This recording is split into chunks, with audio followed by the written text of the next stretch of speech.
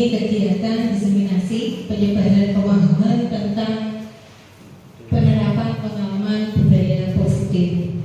Di sini saya sebelumnya mengucapkan terima kasih kepada Bapak Ibu yang meluangkan waktunya. Biasanya ini waktu istirahat, waktu santai gitu ya Bapak Ibu. Saya minta waktunya untuk diseminasi budaya positif di sini.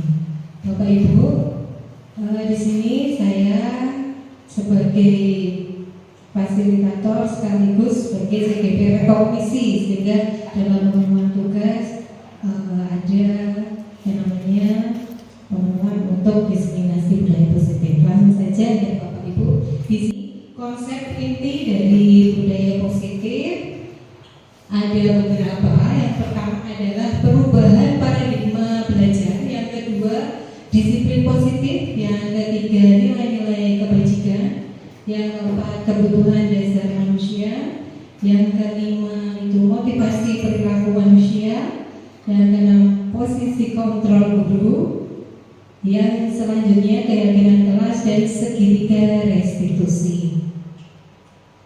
Nah, sebelumnya kita harus tahu dulu bahwa dalam pembelajaran ada yang namanya paradigma baru. Mungkin sudah sering Bapak Ibu dengar dan sudah Bapak Ibu pahami di sini bahwa pembelajaran dengan paradigma baru merupakan pembelajaran yang dirancang berdasarkan prinsip pembelajaran berdiferensiasi. Ya, sehingga para peserta didik itu belajarnya sesuai dengan kebutuhannya, sesuai dengan kodrat alam dan kodrat zaman mereka. Jadi berdasarkan tahap perkembangan sesuai dengan teori psikologi modern untuk mewujudkan profil pelajar Pancasila. Ya, seperti Bapak Ibu sudah pahami dan sudah Bapak Ibu bisa bahwa ada 6 dimensi untuk profil pelajar Pancasila. Nah, miskonsepsi tentang teori kontrol di sini biasanya ya, dalam keseharian kita tahu kita itu sering mengontrol guru, guru sering mengontrol murid. Nah, ini miskonsepsinya. Kemudian yang kedua, bahwa semua penguatan positif itu efektif dan bermanfaat. Nanti kita akan lebih lanjut membahas tentang ini. Yang kemudian ilusi juga bahwa kritik dan membuat rasa bersalah itu mampu menguatkan karakter. Apakah betul selalu seperti itu? Begitu.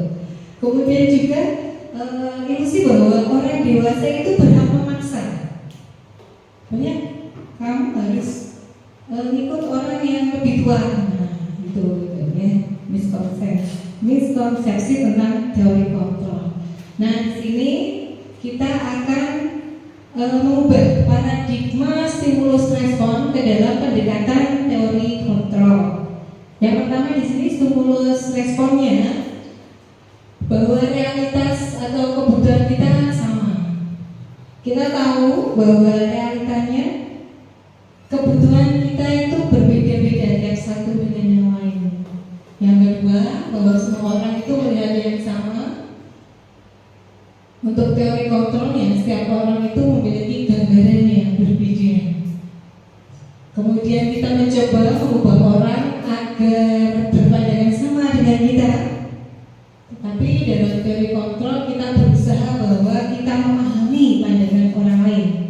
Selanjutnya, perilaku buruk dilihat sebagai suatu kesalahan.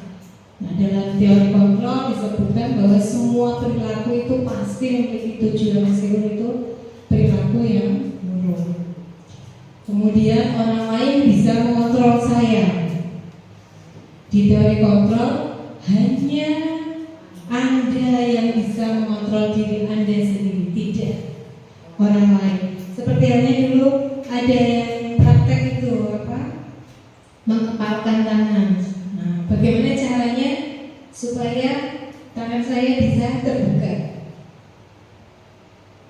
Bapak Ibu, bagaimanapun caranya saya tetap akan mengepalkan tangan. Mau dipilih, mau diberi hadiah apa, tapi kalau saya memang ingin membuka genggaman saya buka Tapi kalau tidak ya tidak. Nah itu. Kemudian saya bisa mengontrol orang lain. Dalam teori kontrol Anda tidak bisa mengontrol orang lain. Selanjutnya pemaksaan ada pada saat bujukan gagal. Tapi dalam teori kontrol itu kolaborasi dan konsensus itu menciptakan pilihan-pilihan yang baru.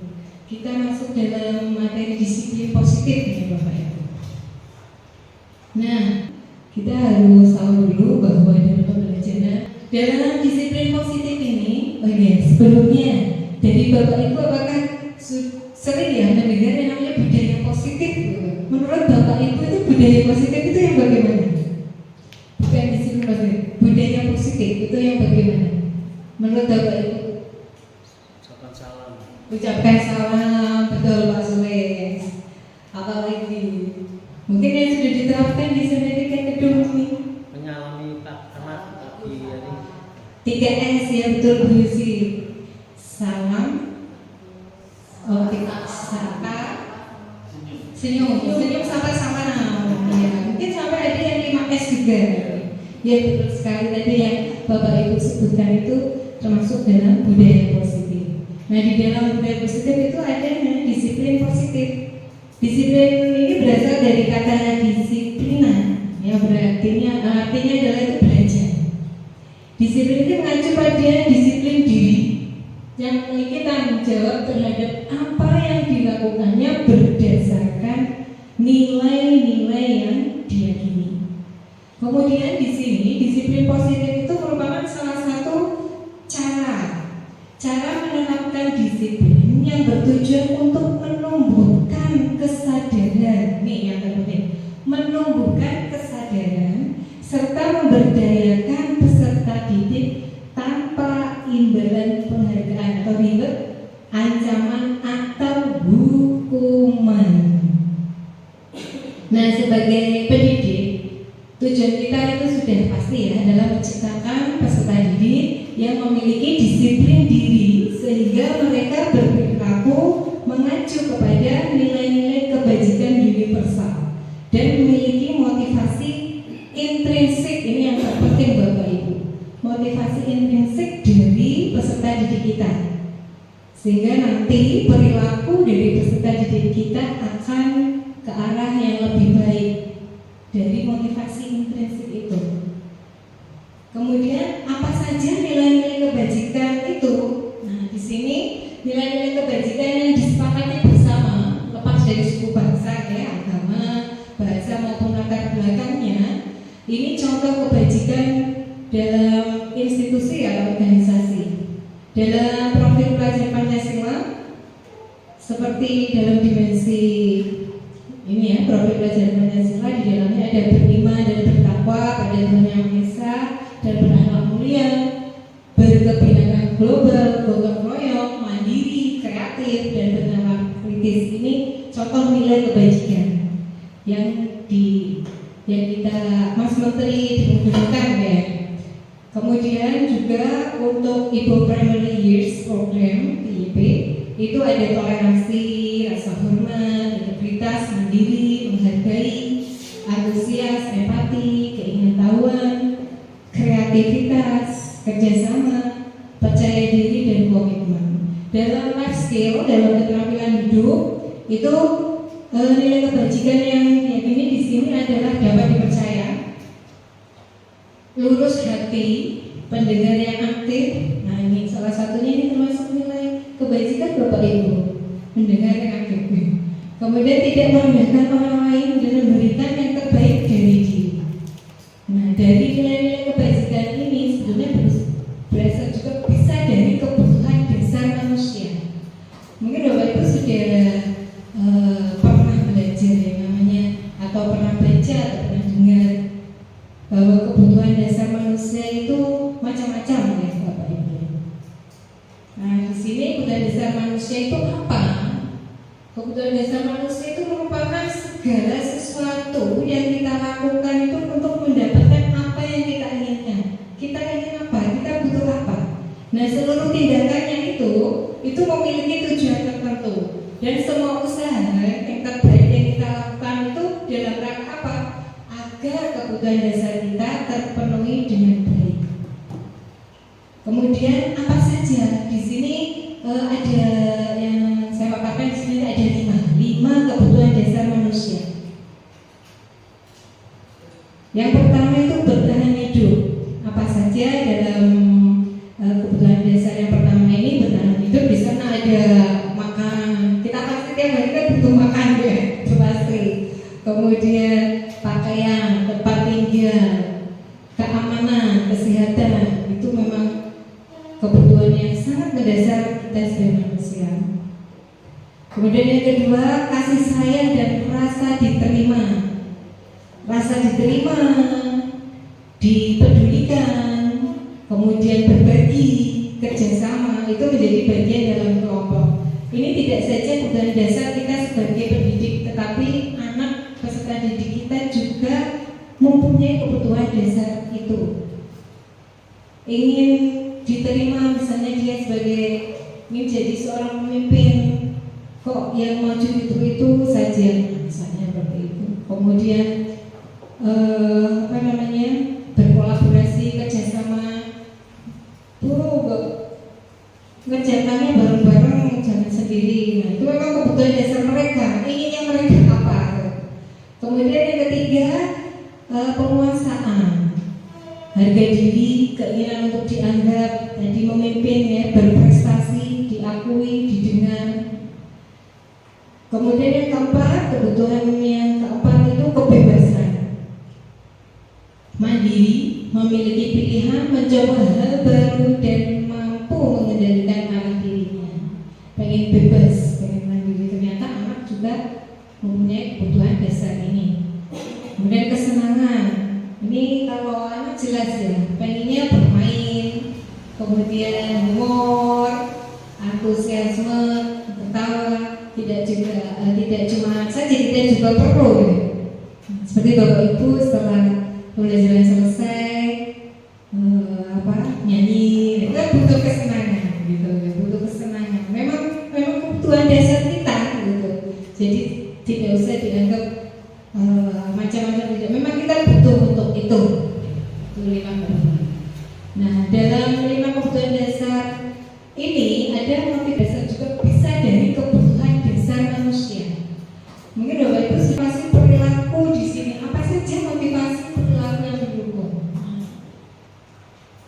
Ada 2 motivasi, ada motivasi intrinsik dan ekstrinsik. Menurut Bapak Ibu itu lebih baik mana menurut Bapak Ibu? Intrinsik atau ekstrinsik? Intrinsik ya. Kenapa Bapak Ibu? Dari dalam diri sendiri, kemudian nanti waktunya pasti akan lebih lama ya.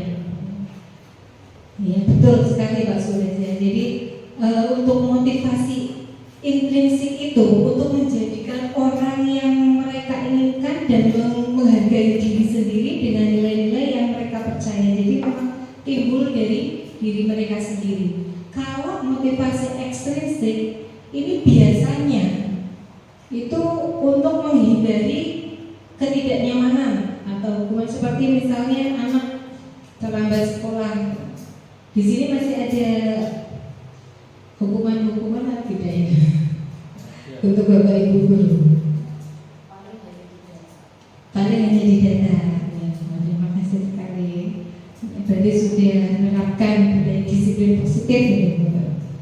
Kemudian motivasi ekstrinsik yang lain itu untuk mendapatkan imbalan atau penghargaan dari orang lain.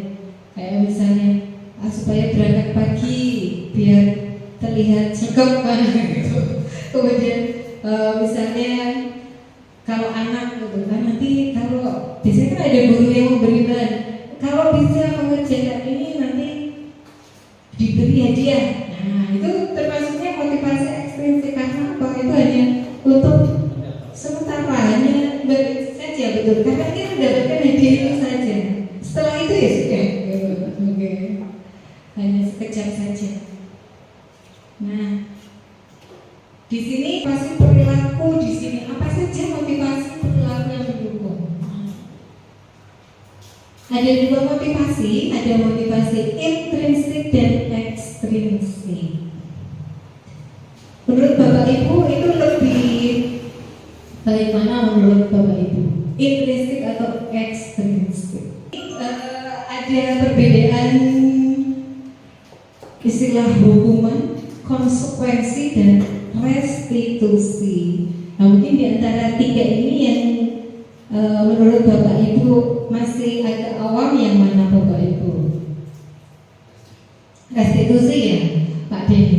Restitusi ya. Jadi di sini kalau hukuman itu biasanya kan diberlakukan secara tiba-tiba dan tidak direncana biasanya. Kemudian cirinya ya Bapak Ibu, ini yang dimaksud, nanti akan saya beri contoh. Ada suatu kasus, kemudian bagaimana menekannya. Dan murid itu tidak tahu apa yang akan terjadi atau tidak dilibatkan. Pokoknya saat itu misalnya dari terlambat, pokoknya kamu sekarang gini. Nah, tidak tahu muridnya. Bersifat satu arah, hanya guru. Anak tidak diberi kesempatan apa-apa. Kemudian berubah hukuman fisik atau psikis. Fisik misalnya lari satu lapangan, satu keliling lapangan. Psikisnya itu mungkin karena apa ya, bahasa tubuh kita atau ucapan kita, intonasi kita kadang langsung membuat anak itu kadang sakit hati. Mungkin tidak bisa diungkapkan. Anak kan biasanya takut gitu. Sama Bapak Ibu tulis, pokoknya ibu, tapi dalam hatinya mungkin, wih, ini.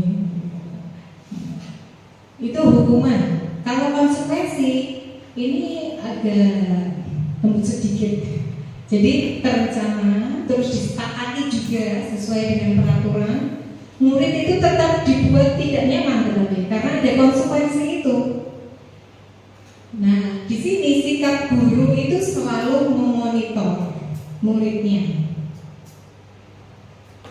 Untuk yang ketiga, restitusi. Tadi yang agak awam di sini ya, tapi saya yakin kalau guru penggerak atau CGP yang masih belajar di sini pasti tahu di sana restitusi itu adalah proses menciptakan kondisi bagi murid untuk memperbaiki kesalahannya. Jadi memperbaiki kesalahannya, tetapi dengan prosesnya itu kolaboratif. Kolaboratif mengajarkan murid untuk mencari solusinya sendiri. Nah, Bapak Ibu dalam PFM itu sudah pernah ada namanya disiplin positif ya. Sudah mengajarkan PFM yang itu betul belum? Nah, di sana ada yang namanya posisi kontrol ya. Posisi kontrol guru, ada 5 posisi. Nah, ini ada 5 posisi kontrol guru. Sebagai penghukum, sebagai pembuat merasa bersalah, sebagai teman, pemantau atau manajer.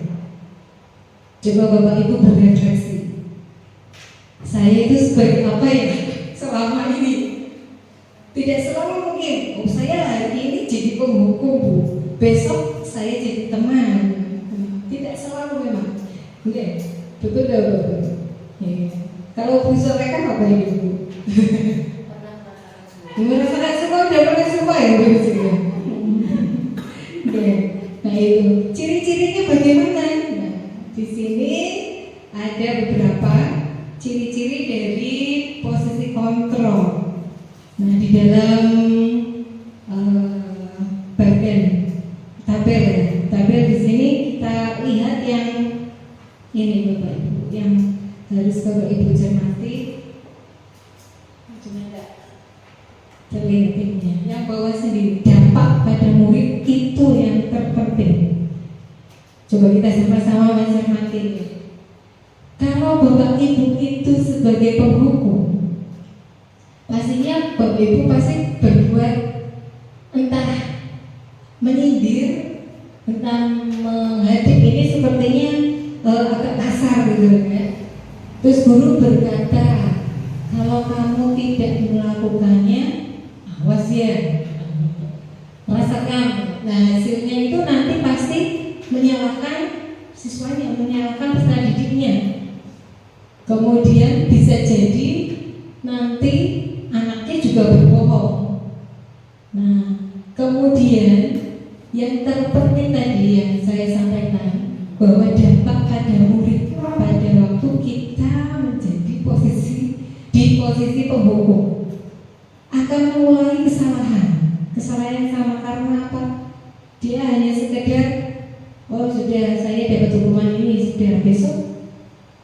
Tapi tidak menutup kemungkinan ada anak yang biasanya terus langsung jelek juga ada. Ya, kapok itu ya Pak Joko. Nah, yang kedua, sebagai pembuat orang merasa bersalah, nanti dampak pada murid itu cenderung murid akan merasa rendah diri. Nah, ini yang dikhawatirkan ya. Insecure gitu ya, Bu Dwi, insecure anaknya. Kemudian kalau kita sebagai teman, nanti anaknya akan lemah, tidak mandiri dan tergantung. Karena di sini biasanya gurunya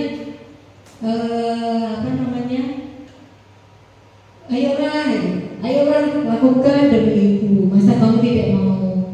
Nah, jadi lebih ya sebagai teman gitu. Jadi anak itu apa-apa jadi tergantung sama guru tersebut dan tidak mandiri apa-apa nanti lah guru aja tidak apa-apa lah. Nah, sebagai pemantau nanti dampak pada muridnya itu anak nanti menitik beratkan pada sanksi atau hadiah untuk dirinya seperti tadi itu ya, ada imbalan atau penghargaan. Yang terakhir ini sebagai manajer nantinya contoh-contoh dari seorang guru jika sebagai manajer itu akan lebih banyak berdiskusi, kemudian mengorek masalah dari anak tersebut. Kenapa kamu kok berbuat demikian? Kenapa kamu melanggar seperti ini? Kemudian di sini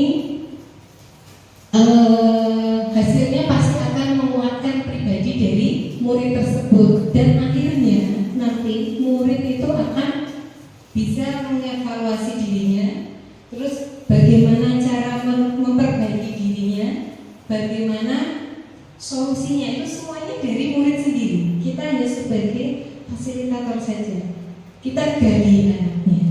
Nah, nanti mungkin akan saya sedikit contoh bagaimana kita sebagai manajer dengan menggunakan segitiga restitusi. Nah, ini Bapak Ibu tadi mungkin kalau tidak ada contoh kasus itu agak masih bingung gitu. Kalau di antara posisi kontrol sebagai pemantau atau teman itu tipis sedikit, agak tipis. Contoh di sini kasusnya, siswa tidak memakai atribut lengkap saat upacara bendera. Ini sudah sering kali ya Bapak Ibu jumpai dia kita juga.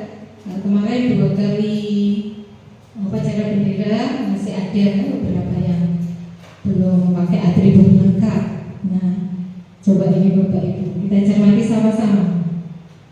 Hormat pada bendera selama 1 jam. Posisi kontrol apa Bu? Penghukum. Jelas itu hukum. Kemudian berapa kali ibu bapak harus memberitahu kamu itu selalu saja mengecewakan ibu bapak. Iya, membuat rasa bersalah ya. Dia merasa dipojokkan gitu. Kemudian ayo dong ikuti aturan sekolah. Tolong bantu ibu bapak ya. Sekali ini ya udah tidak apa-apa. Lain kali jangan sampai berbuat seperti ini lagi ya. Nah, ini sebagai teman Pak Ibu. Kemudian sebagai pemantau ini, kamu sudah melanggar peraturan sekolah. Kamu tahu konsekuensinya? Nah, ada konsekuensi di sini. Setelah upacara, kamu beri atributnya ke koperasi dan jangan diulangi lagi. Jadi tetap mantau. Kemudian yang terakhir di posisi manajer,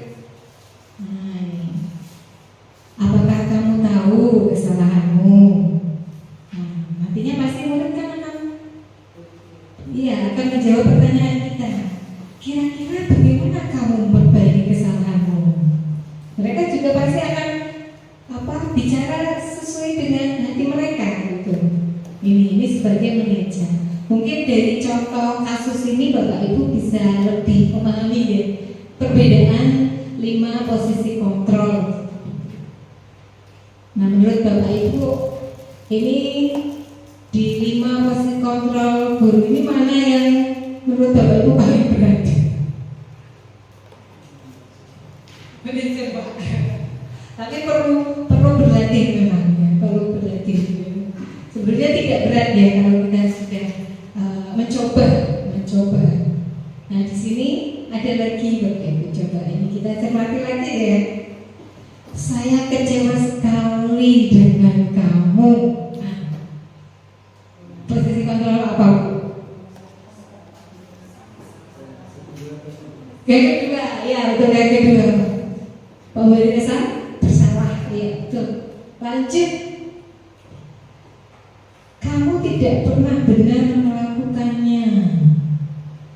Kamu tidak pernah benar melakukannya. Apa Bapak kira-kira? Sebagai posisi kontrol apa yang kita tahu? Kamu tidak pernah benar. Penghukum, ya. Lanjut. Apa rencanamu untuk menyelesaikan masalah ini? Nah, manajer terlihat langsung ya. Kemudian, ayolah lakukan demi Bapak Ibu ya. Nah, tenang. Lanjut. Kamu tidak pernah mendapat nilai jika tidak mengerjakan tugas. Ya, mantap. Alhamdulillah. Berarti Bapak Ibu yang di sini sudah paham dan paling tidak tahu maksudnya. Saya ini posisi kontrol. Kalau saya lakukan seperti ini berarti sebagai apa? Ya, terima kasih Bapak Ibu. Sebelum dilanjut, kita punya yayasan ya Bapak Ibu. Tidak kantor. Kayaknya waktu di mana saya lihat videonya itu waktu anak pentas ya. Apa itu? Celik. Tambah celik, tambah luar biasa itu ya. Ayo Bu, biar kita semangat. SMP 3 Kedung. Celik. Ya, sekali lagi. Kalau tambah luar biasa ya Pak ya. Oke. Ayo Bu. SMP 3 Kedung.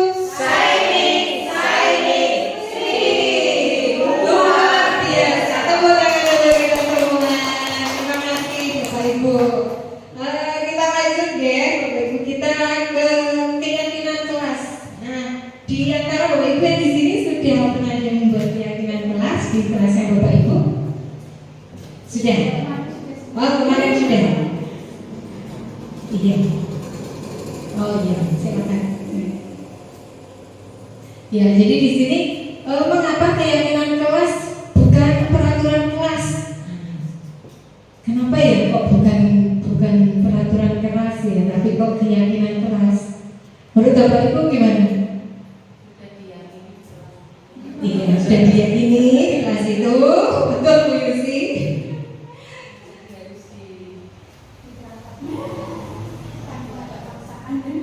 Ya, terus sudah disepakati bersama. Makanya mereka akan melaksanakan dengan senang hati tanpa ada tidak takut, tidak ada sanksi dan sebagainya. Betul sekali ya. Nah, di sini untuk pembentukan keyakinan kelas, yang pertama ini bersifat abstrak dan berupaya pernyataannya universal, kemudian dibuat dalam pernyataan positif sedikit saja, asal mudah diingat saja untuk didapat di kelas gitu ya. Kemudian sesuai dengan kondisi kelas dan sekolah sehingga nanti mudah diterapkan semua warga sekolah atau warga kelas, karena keyakinan kelas berarti warga kelas dilibatkan saat membuat keyakinan kelas. Ini dokumen kegiatan waktu saya masih di SMP 6. Pertama kita diskusi dulu, kemudian menampung semua ide, pendapatnya anak, kemudian saya berikan kertas posit itu. Selanjutnya mereka mengisinya. Terus ada siswa yang ditunjuk untuk setelah pernyataan yang sama, hampir mirip itu. Kemudian setelah dikelompokkan, mereka akhirnya membuat kesepakatan bersama-sama keyakinan kelasnya seperti ini. Singkat saja, singkat dan mudah. Ya Bapak Ibu, di sini saya akan berbagi praktek baik tentang pembuatan keyakinan kelas yang saya lakukan di SMP Negeri 6 Jepara. Yang pertama yaitu diskusi kelas, guru melibatkan warga kelas yaitu setiap siswa untuk berdiskusi terkait dengan kelas impian mereka. Kemudian memberikan kesempatan kepada semua siswa untuk menyampaikan pendapatnya, kemudian ditulis di kertas post-it. Hasil pendapat siswa nantinya ditampilkan di depan kelas. Mereka maju satu persatu, kemudian kertas post-it-nya ditempelkan depan kelas. Setelah itu, siswa mengelompokkan pendapat yang sama dan seide. Kemudian siswa menulis rangkuman kesepakatan kelas yang sudah mereka buat. Langkah berikutnya adalah ada perwakilan dari siswa membacakan kesepakatan yang akhirnya menjadi keyakinan kelas.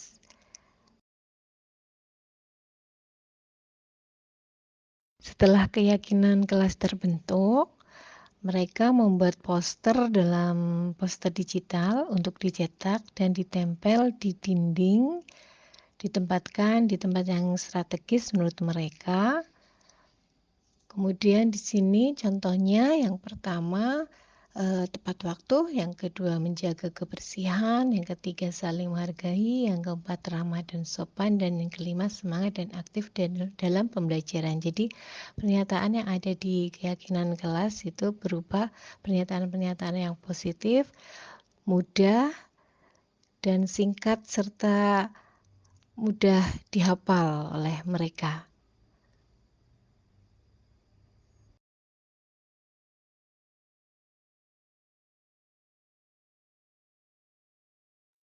Berikut contoh dari dokumen kegiatan yang didokumentasikan. Selanjutnya kita ke segitiga restitusi. Nah tadi apa itu restitusi tadi sudah cukup sedikit memahami ya. Yang penting di sana ada kolaborasi, komunikasi yang baik antara guru dan murid. Nah di sini yang segitiga restitusi ada 3 tahapan.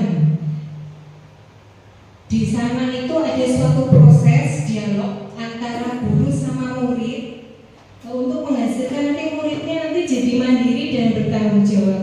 Di sini yang pertama, langkah yang pertama itu menstabilkan identitas. Bagaimana cara menstabilkan identitas anak? Nah, ini jadi berdasarkan prinsip membuat kesalahan itu adalah bagian dari proses pembelajaran. Jadi kesalahan itu sesuatu yang wajar. Contohnya di sini ya, menstabilkan identitas anak yang baru saja melanggar aturan gitu, atau pelanggaran. Berbuat salah itu wajar. Kemudian tidak ada manusia yang sempurna. Ibu bapak juga pernah melakukan itu. Ibu bapak juga tidak mau mencari siapa yang salah gitu. Tidak mau mencari siapa yang salah, tapi ingin mencari solusi dari permasalahan ini. Nah, seperti itu suatu pernyataan ya. Pernyataan kita ke anak yang pertama, kalau anak itu melakukan suatu kesalahan, kita stabilkan dulu anaknya. Kamu yang namanya manusia pasti bersalah. Jadi mereka itu merasa tidak terpojokkan. Dia pasti kalau melakukan kesalahan pasti takut itu. Anak betul ya gitu. Takut terus jangan saya nanti ini. Kita stabilkan dulu anaknya dengan cara salah satunya ini. Ada beberapa pernyataan seperti ini. Kemudian yang kedua, kita validasikan tindakan yang salah itu dengan cara bagaimana supaya kebutuhannya terpenuhi. Sebetulnya anak itu melanggar peraturan itu sebetulnya karena kebutuhan dasarnya tidak terpenuhi. Salah satunya itu kebutuhan tertentu tadi yang saya jelaskan di awal ada berapa 5 kebutuhan dasar. Di dalam 5 kebutuhan dasar itu juga ada beberapa macam lagi. Nah, ada salah satu di sana yang tidak terpenuhi, makanya mereka melakukan sesuatu itu. Nah, di sini pernyataannya Bapak Ibu bisa, kamu pasti punya alasan mengapa hal itu dilakukan. Atau lagi padahal kamu bisa melakukan yang bisa jadi lebih buruk dari ini ya, itu juga bisa. Nah, kemudian juga ini kamu patut bangga karena telah melindungi sesuatu yang penting bagimu. Mungkin di sini di dalam kelas itu ya, situasi dalam kelas mungkin anak kan biasanya banyak sekali kasus ya di dalam kelas ya Bapak Ibu. Contohnya misalnya sebetulnya masalah sepele mau pinjam buku itu nggak boleh. Nah, salah satunya contohnya mungkin kemudian akhirnya jadi berantem dan sebagainya. Itu memvalidasi tindakan yang salah dulu. Jadi kita apakan ya? Jadi yang mereka lakukan itu memang kebutuhan dasarnya. Kalau yang tadi merasa mempertahankan sesuatu yang penting itu nggak bisa tadi buku dipinjam nggak boleh, itu kebutuhan dasar apa Bapak Ibu yang tidak terpenuhi?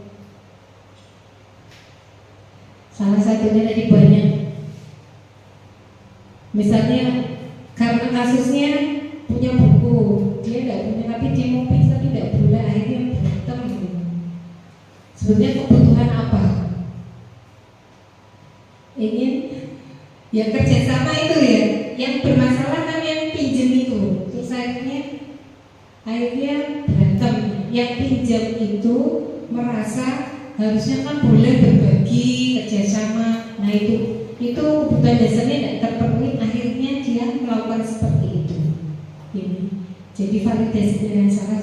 Yang kedua tahap yang ini. Kemudian yang ketiga, di sana menanyakan keyakinan.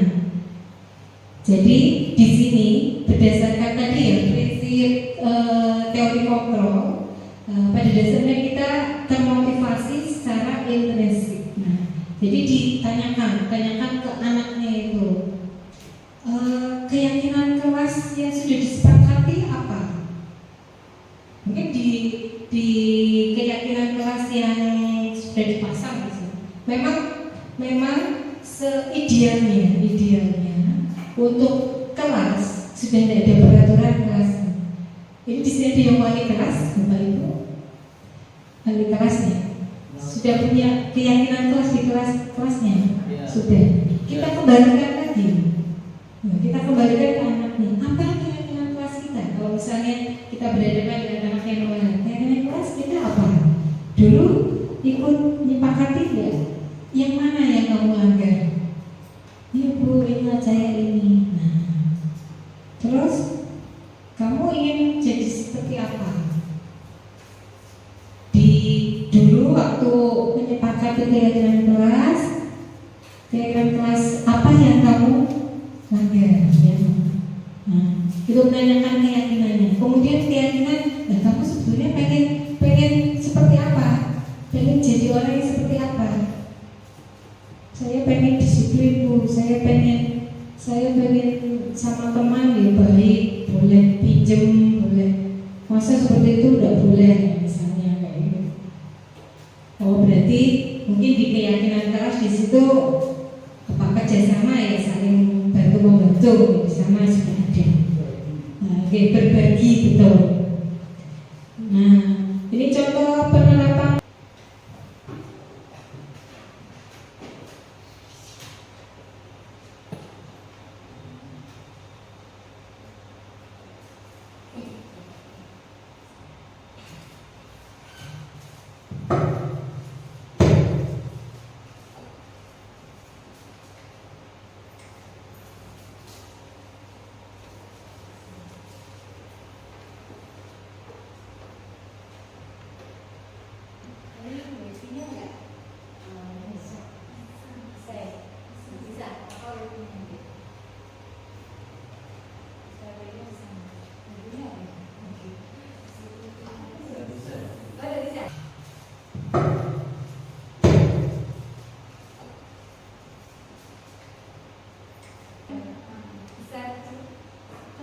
bisa, kalau SI bisa.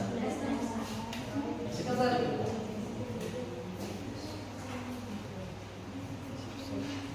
SI itu sudah bisa.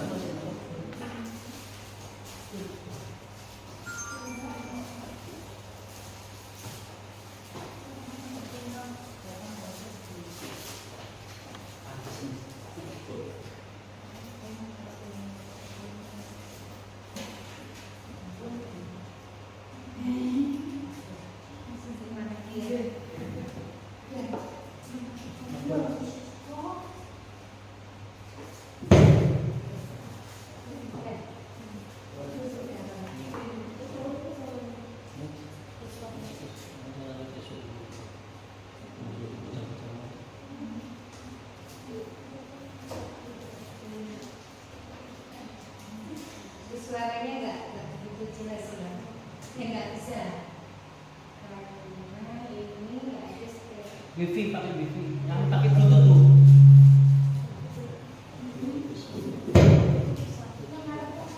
suaranya bisa keluar, itu bisa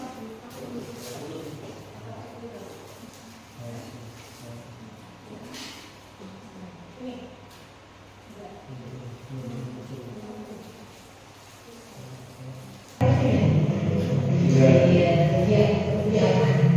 Karena saya tidak bisa beribadah dengan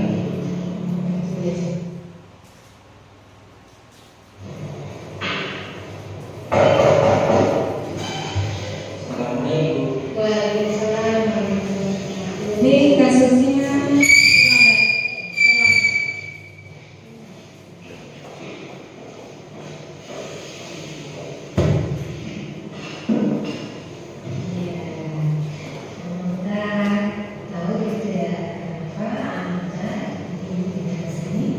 Tahu karena saya adalah seorang perawat. Karena saya meyakini dan bahagia. biasanya anak itu kalau main HP itu yang dimainkan apa? Itu game saya. Apa itu game bermain? Ini lebih kedengaran. Oh, game tembak-tembakan ya, seru ya? Seru banget ya? Nah, sebenarnya juga suka ya main game orang seneng kan? Iya, tapi anak tahu nggak kalau ke sekolah itu yang sini jam berapa?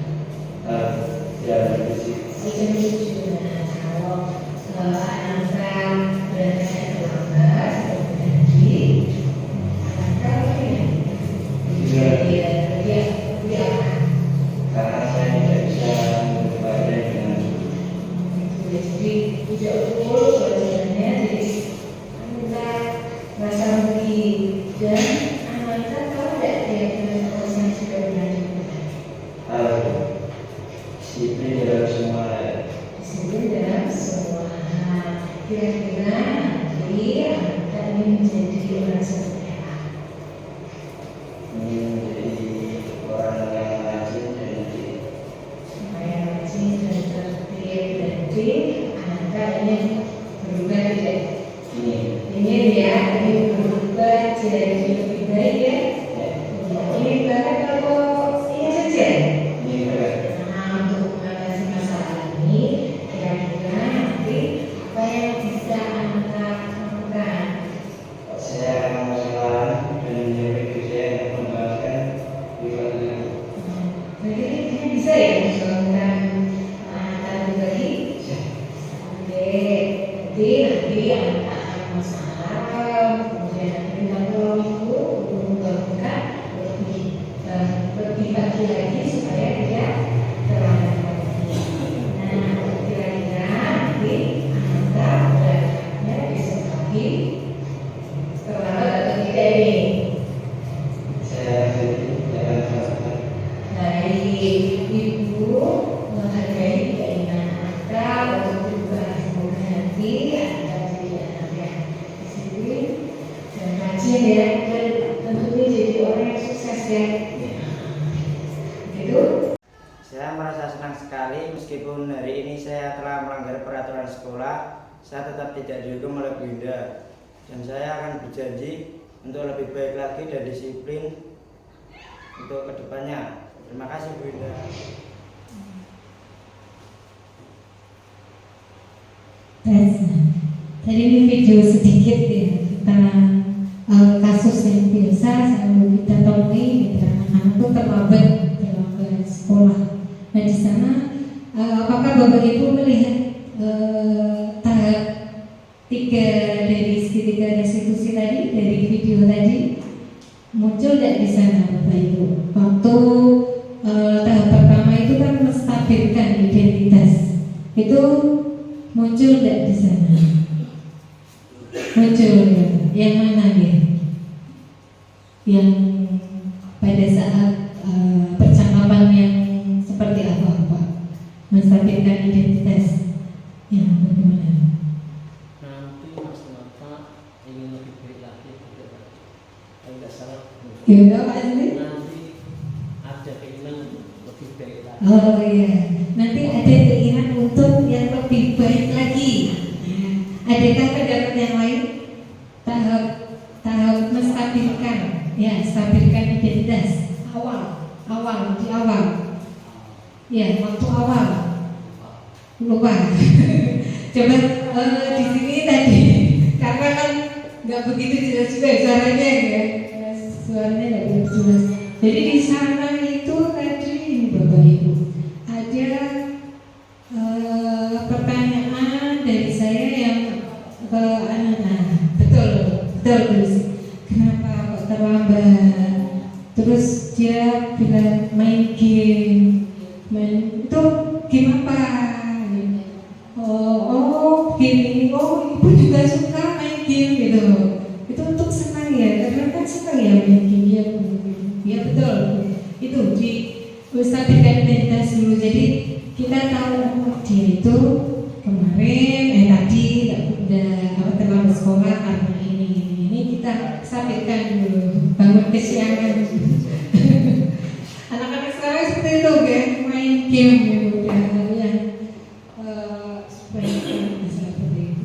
Kemudian di tahap yang kedua, validasi tindakan yang salah itu di mana nih?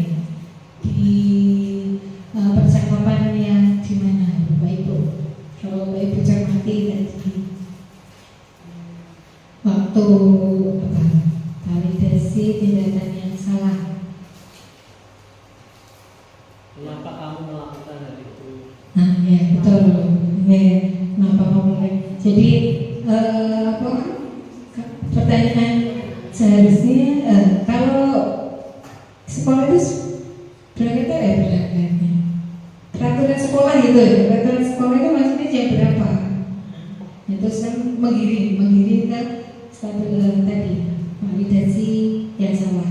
Kemudian yang terakhir itu untuk meyakinkan itu apa? Bapak Ibu menanyakan keyakinan. Tahap yang terakhir kan menanyakan keyakinan di segitiga restitusi itu. Tadi muncul nggak di sini percakapannya? Iya muncul kan? Nah, keinginanmu apa? Tindakanmu kamu setelah ini. Nah tadi yang Pak Sulis tadi akan melakukan lebih baik lagi. Kemarin pokoknya saya salah, saya ingin melakukan yang lebih baik lagi. Itu semua dari muridnya sendiri. Apakah kita mencari solusi? Bapak Ibu di sini kita carikan solusinya anaknya? Tidak. Mereka mencari solusi sendiri ya. Ternyata tadi Ananta solusinya dari Ananta sendiri. Solusinya apa tadi? Salah satunya apa? Memasang alarm. Mereka sendiri yang memberi solusi, tidak kita. Nah, itu istimewanya di segitiga restitusi kita gali. Kita tidak memberi. Wah harusnya ya kamu bangun pagi, kamu ini tidak seperti itu. Biar mereka sendiri yang memberikan solusi. Minta tolong ibunya membangunkan.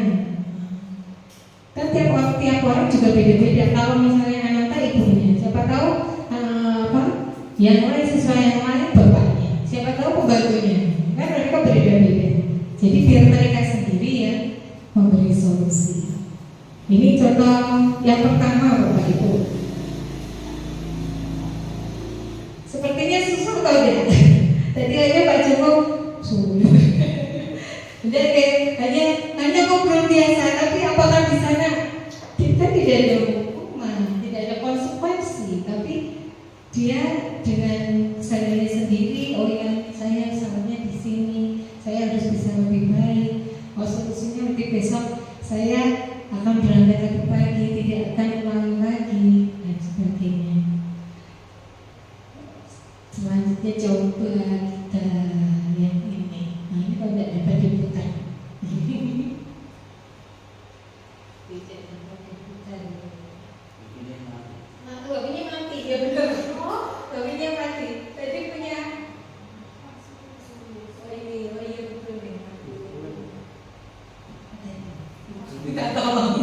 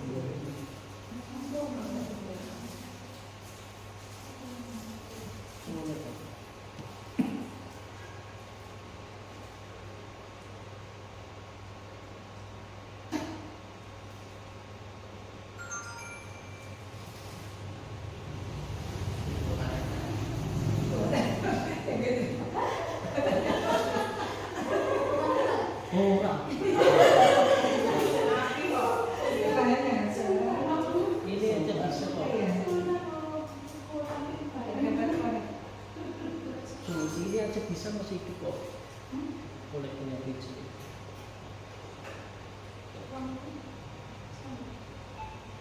Nggak bisa. Kan mati kan ini mati. Nah itu mati kan mati kan, keluar keluar itu kan cincin. Kasus yang kedua, jangan jangan males.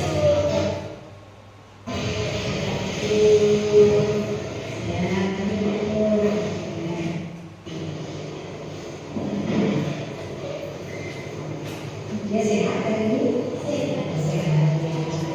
Baik. Nah, dia tahu kalau kita ke sini. Yang tahu karena tidak mengucapkan tugas di kelas sama selesai.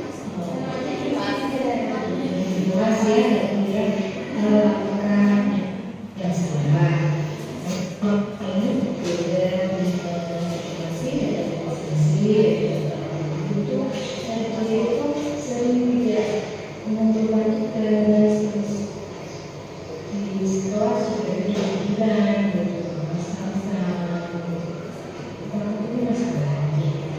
ya itu karena nggak tahu kalau ada tugas yang di rumah itu ngurusin adik saya. Oh, si rokoknya ya. Satu tahun. Tapi masih kita kira-kira waktu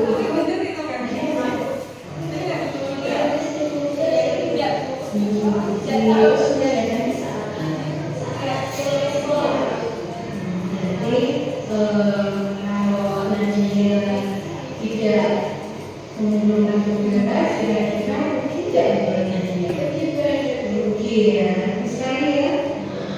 Nah, ruginya apa?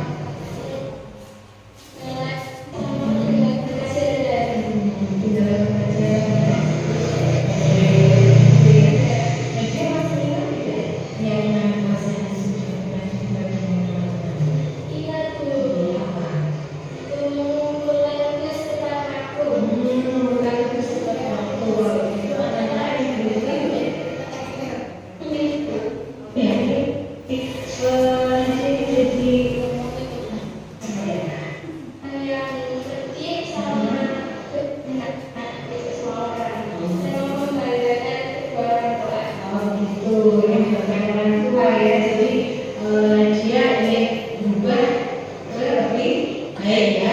punya daerah.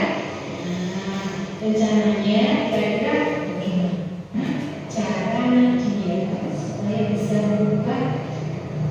Jadi kalau menggunakan tugas itu Pak Waktu, kemudian ada alasan kira-kira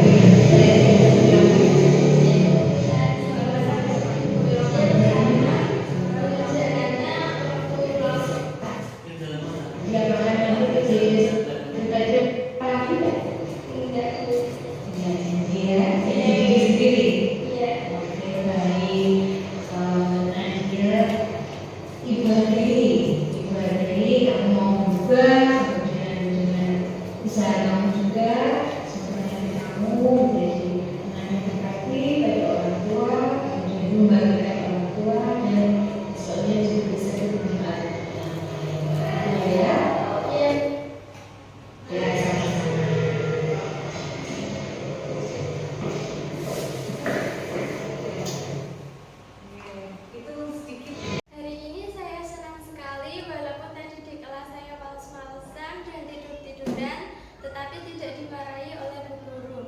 Dan insya Allah untuk kedepannya saya akan menjadi lebih baik lagi dan tidak males-malesan, terus mengerjakan PR tepat waktu, dan insya Allah saya akan menjadi orang yang berguna untuk semua orang dan berbakti kepada orang tua.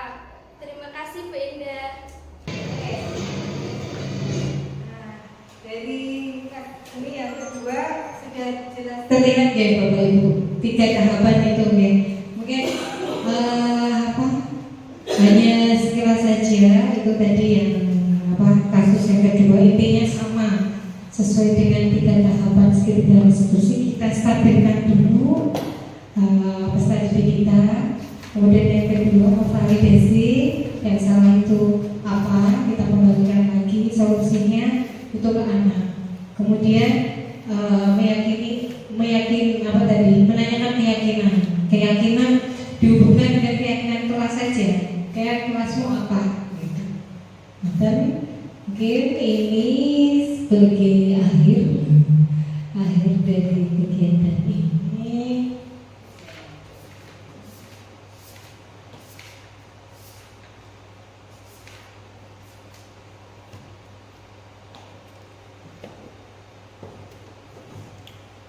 Untuk si Bapak Ibu penutupnya,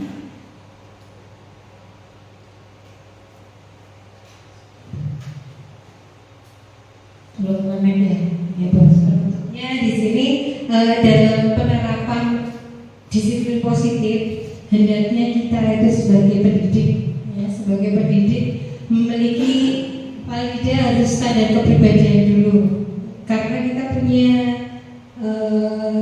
kompetensi ya, harus memiliki kompetensi kepribadian, profesional dan sosial ini yang baik, karena kita itu sebagai teladannya anak-anak, dan di mana itu juga kita sebagai pendidik itu mampu harusnya merefleksi diri kita sendiri dalam posisi kontrol apa saat ini.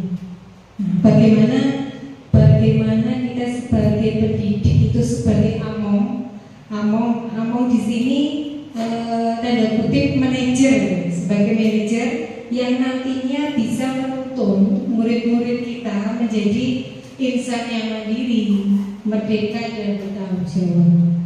Ini sesuai dengan standar nasional pendidikan kita sebetulnya. Oke, Bapak Ibu, dalam diseminasi kali ini semoga bisa membawa manfaat terutama untuk kita sendiri dan untuk anak didik kita. Itu yang paling utama. Terima kasih atas kehadirannya dan partisipasinya. Semoga Allah bisa membalas kebaikan Bapak Ibu semua. Jika ada kekurangan saya dalam menyampaikan di sini, saya mohon maaf yang sebesar-besarnya. Akhirul kalam. Wassalamualaikum warahmatullahi wabarakatuh. Ya, sekali lagi SMP 3